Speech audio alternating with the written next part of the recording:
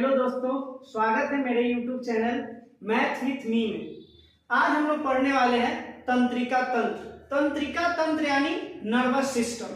आज हम लोग जानेंगे कि हम लोग अपने जो बात होता है उसे किस प्रकार रख पाते हैं, हमारा मस्तिष्क किस प्रकार काम करता है, इन्हीं सारी चीजों पे आज चर्चा करते हैं। तो चलिए शुरू करते हैं।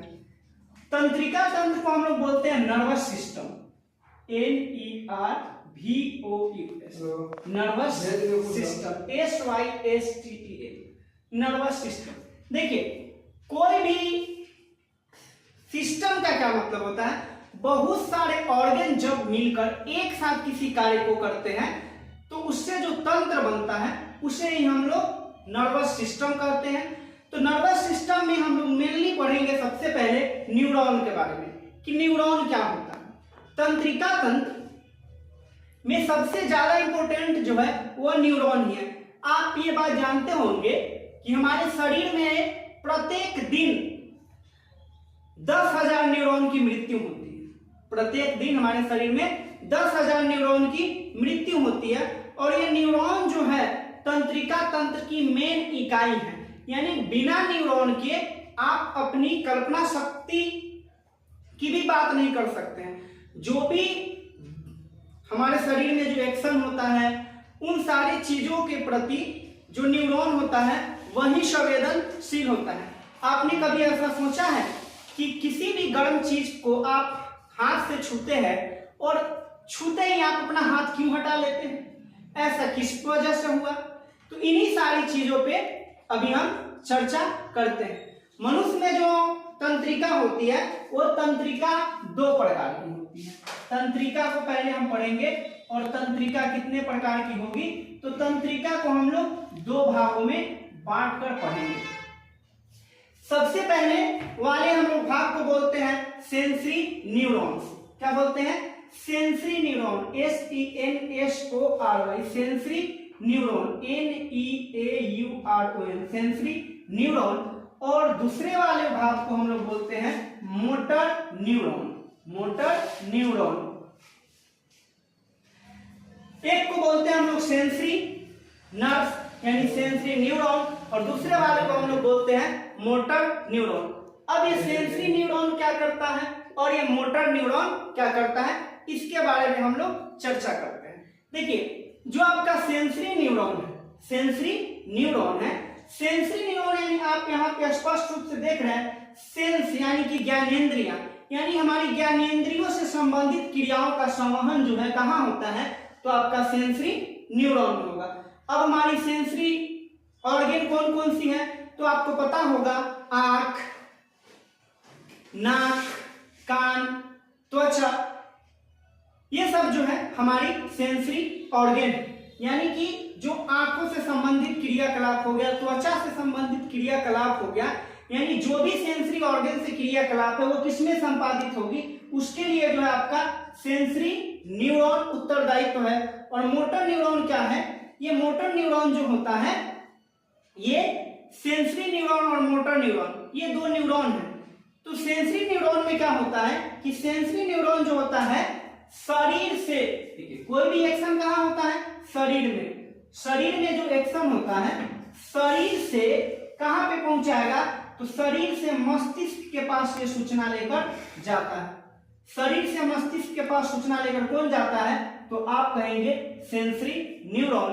और मोटर न्यूरॉन जो है ये क्या करता है, तो मस्तिष्क में जो सूचनाएं होगी, मस्तिष्क में जो सूचनाएं होगी उसे ये कहां लेकर पहुंचाता है, तो शरीर के विभिन्न हिस्सों में पहुंचाता है। मेनली आपको यही जानना है, सेंसरी न्यूरॉन शरीर से पहुंचाएगा मस्तिष्क में, जबकि मोटर न्यूरॉन जो है ये जो है आपका मस्तिष्क में जो विचार होगी उस विचार को शरीर के अलग अलग भागों में पहुंचाता है। ये जो न्यूरॉन होता है, न्यूरॉन में ना सोडियम नाम की धातु पाई जाती है। ये इंपॉर्टेंट है, न्यूरॉन में क्या पाया जाता है, तो आप कहेंगे कि सोडियम नामक धातु पाया जाता है। दो न्यूरॉन, देखिए न्यूरॉन की जो आकृति होती है वह इस टाइप को आप समझ सकते हैं। इसमें से बहुत सारे प्रोटो टाइप के निकले होते हैं और इसके बीच में केंद्रक होता है। ये केंद्रक होता है। इसमें से बहुत सारे ऐसे ऐसे प्ररोग निकले होते हैं जिसको हम लोग डेंड्राइट कहते हैं। प्ररोग को क्या कहेंगे? डेंड्राइट कहते हैं। और यहां से ऐसा खंडनुमा संरचना बना होता है, ठीक है। और लास्ट में इसका एंड पॉइंट होता है। और ऐसा ही एक और न्यूरॉन हम यहां पे बना रहे हैं।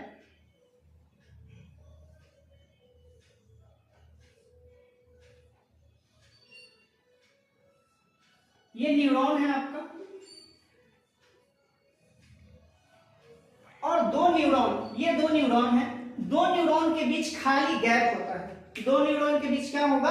खाली गैप होगा। ये जो गैप, दो न्यूरॉन के बीच जो खाली गैप होता है, उस खाली गैप को हम लोग क्या बोलते हैं?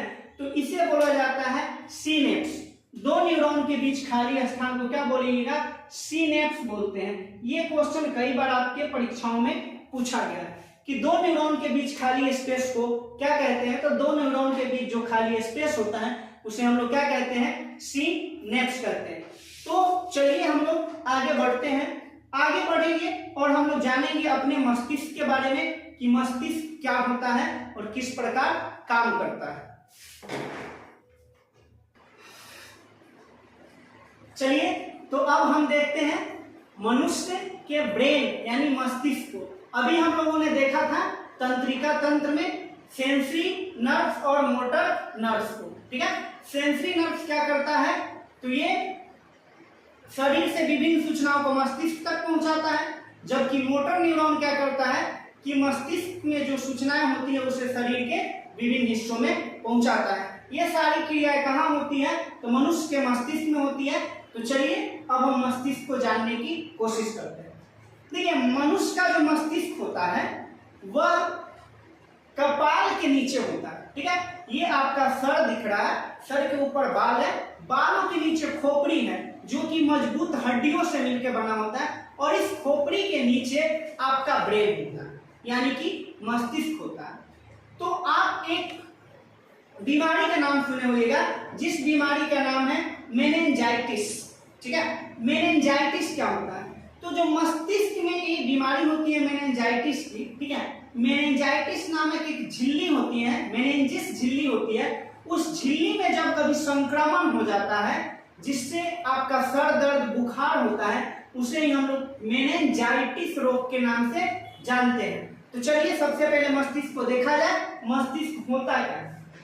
देखिए, मनुष्य का जो मस्तिष्क है, मस्तिष्क को हम लोग, जो मस्तिष्क का वजन होता है, मस्तिष्क का जो औसत वजन होता है वह 1450 ग्राम, ठीक है। 1400 से लेकर 1450 ग्राम, ठीक है।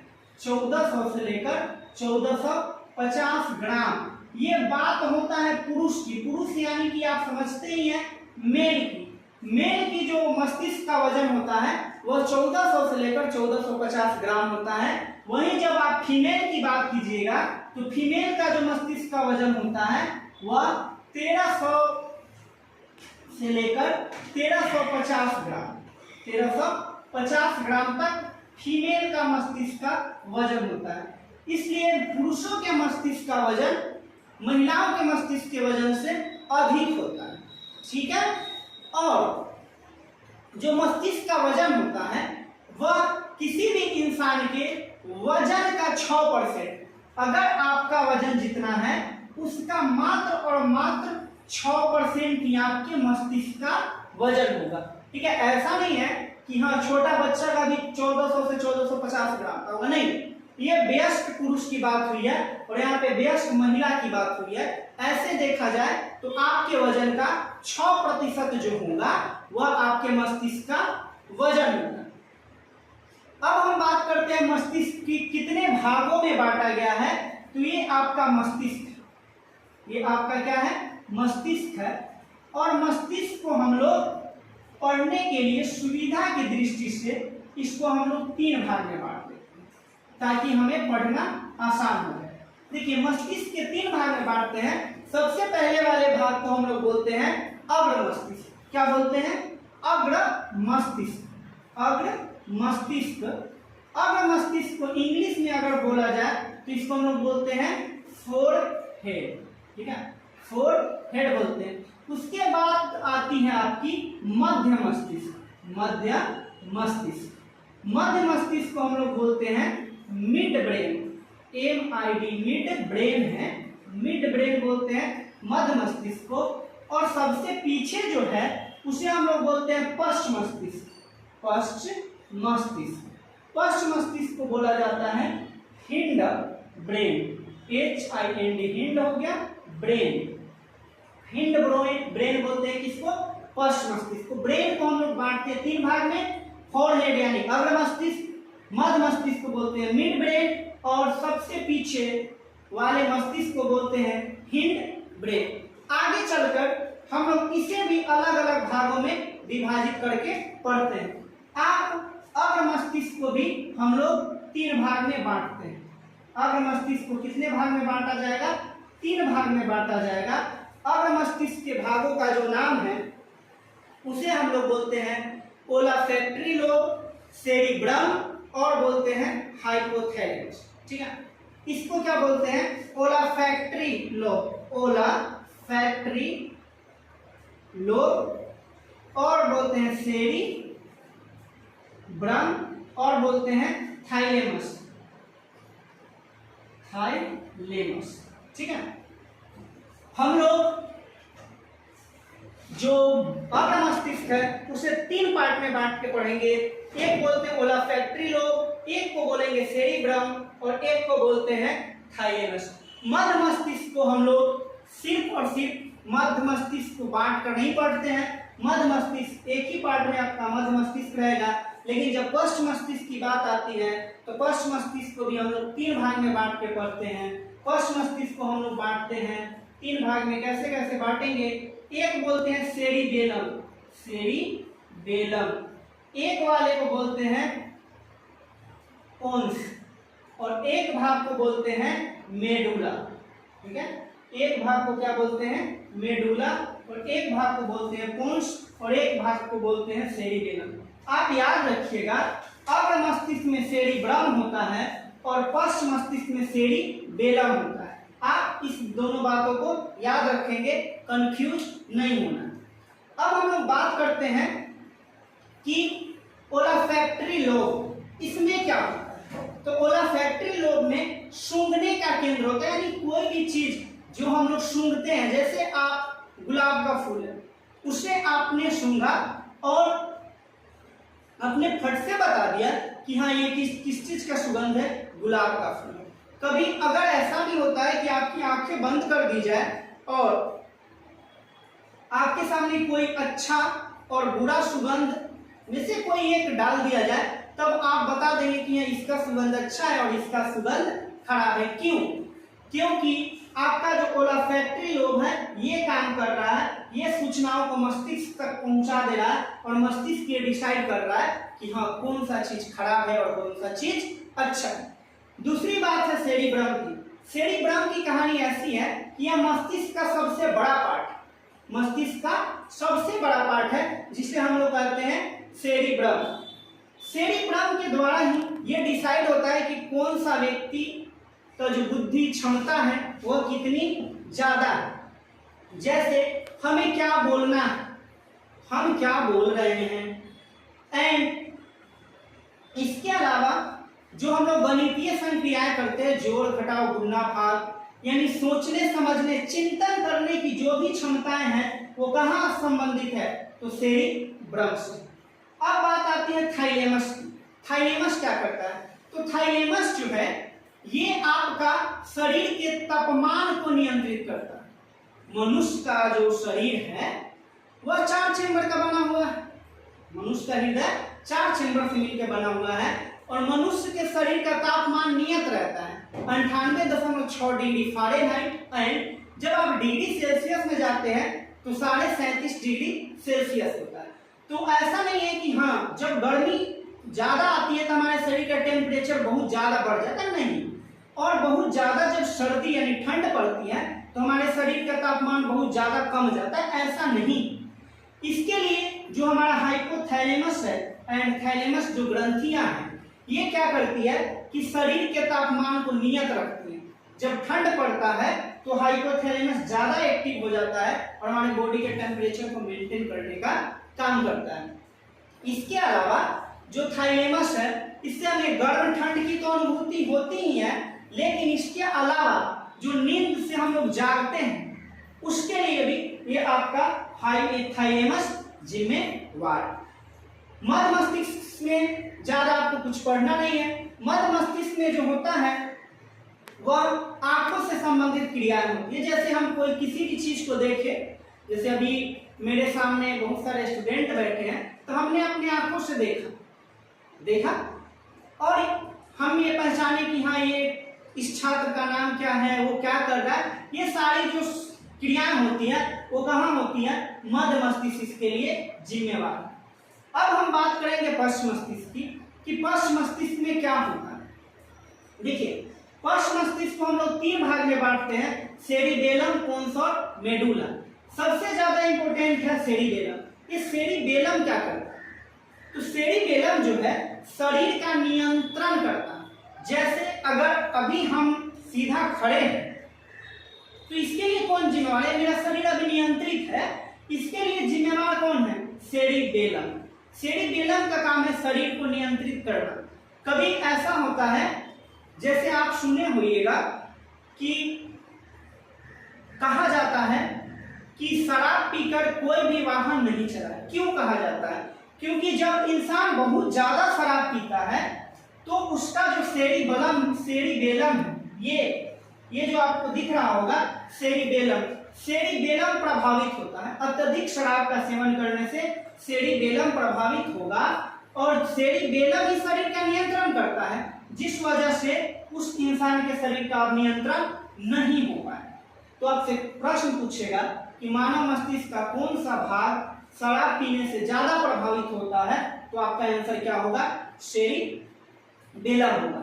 ठीक है, सेरिबेलम के अलावा अब बात आती है आपकी मेडुला और उसके बाद बारी आती है पोन्स की। ठीक है, क्या होगी? मेडुला, उसके बाद होगा पोन्स। ठीक है, इसको थोड़ा सा नोट कर लेंगे। इधर होगा मेडुला और सबसे लास्ट में होगा पोन्स। ठीक है, तो मेडुला का क्या काम है? शरीर में जो भी अनैच्छिक क्रियाएं, अब अनैच्छिक क्रियाएं क्या होती है इसको जानना जरूरी है।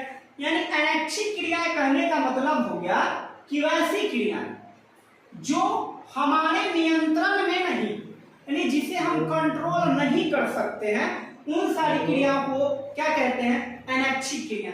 तो ये मेडुला में जो भी होता है अनैच्छिक क्रियाएं होती है। जैसे उल्टी आना, उल्टी को आप रोक नहीं सकते।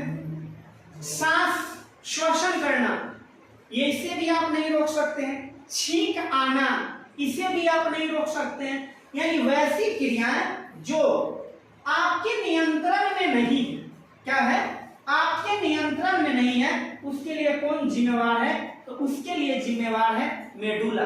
श्वसन, छींक आना, हृदय की गति करना, ये सब किससे संबंधित है? तो ये सब संबंधित है मेडुला से। अब बारी आती है पोन्स की। पोन्स क्या है दोस्तों? पोन्स को हम लोग छोटा दिमाग कहते हैं। क्या कहते हैं? छोटा दिमाग कहते हैं। और ये पोन्स जो है मानव शरीर के सबसे पीछे वाले हिस्से में पाया जाता है। आप ये देख रहे होंगे मेरा इधर जो होता है ना वो पोन्स होता है, छोटा दिमाग। इसलिए कहा जाता है कि किसी भी व्यक्ति को ना सर के पीछे नहीं मारना चाहिए, सर के पीछे नहीं मारना चाहिए, क्योंकि उधर छोटा दिमाग होता है। ठीक है, और पोन्स जो है ये क्या है? छोटा दिमाग है। इससे ये हिंड ब्रेन का पार्ट है। पोन्स जो है आपका मेरुरज्जु से जुड़ा होता है। पोन्स किससे जुड़ा होता है? मेरुरज्जु से जुड़ा होता है। और ये जो पोन्स होता है मनुष्य के शरीर के जो मस्तिष्क का जो पीछे का पार्ट है, वहां एक पूंछ लाइक स्ट्रक्चर पाया जाता है, वहां से ये जुड़ा होता है। किससे? तो आपका स्पाइनल कॉर्ड यानी कि मेरुरज्जु से जुड़ा होता है। मनुष्य के मस्तिष्क में मारने की सलाह इसलिए नहीं दिया जाता है क्योंकि हमारे मस्तिष्क में सेल डिवीजन नहीं होता है। सेल डिवीजन यानी कहने का मतलब नई कोशिकाएं नहीं बनती है। जब नई कोशिकाएं नहीं बनेगी तो इंसान को अगर पीटा जाए, सर पे चोट लगेगा, ठीक है, तो उससे कुछ जो कोशिकाएं हैं वह मर जाएंगी या दब जाएगी। और उसके जगह पे नई कोशिकाएं नहीं आएगी, इसलिए इंसान को सर पे मारने की सलाह नहीं दी जाती है, यानी इंसान के मस्तिष्क पे नहीं मारना चाहिए। तो ये था आपका पूरा मस्तिष्क और मस्तिष्क से संबंधित जानकारियां। अगर आपको ये वीडियो अच्छा लगा तो कमेंट करें, लाइक करें। मिलते हैं हम अपने अगले वीडियो में, तब तक के लिए आप अपना प्यार देते रहे। खत्म।